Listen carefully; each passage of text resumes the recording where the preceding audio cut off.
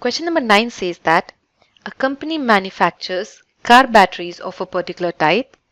The lives in years of 40 such batteries were recorded as follows. We have to construct a grouped frequency distribution table for this data using class intervals of size 0.5, starting from the interval 2.25. So let's have a tabular column like this. As it's already given in the question that the class size is 0.5 and we have to start from the class interval 2.25, we write the first class as 2 to 2.5. Keeping the class size or class width as 0.5, the next class we get is 2.5 to 3.0. And we write the rest of the classes with the same class width of 0.5.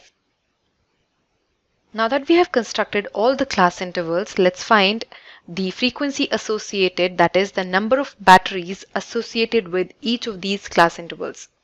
For the first class interval, that is lifespan of batteries being within 2 to 2.5 years, we get 2.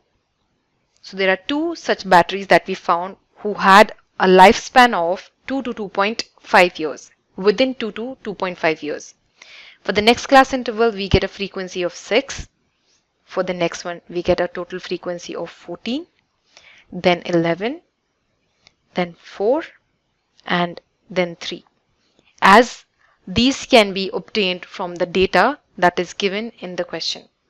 If we sum up the frequencies, that is the number of batteries associated with different class intervals that we have constructed, we get a total sum of 40 such batteries.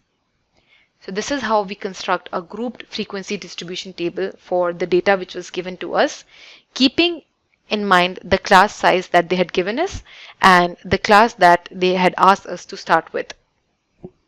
To learn more about how QMath can help you crack school and board exams, explore QMath Leap, a live online classroom program run by highly experienced and committed teachers.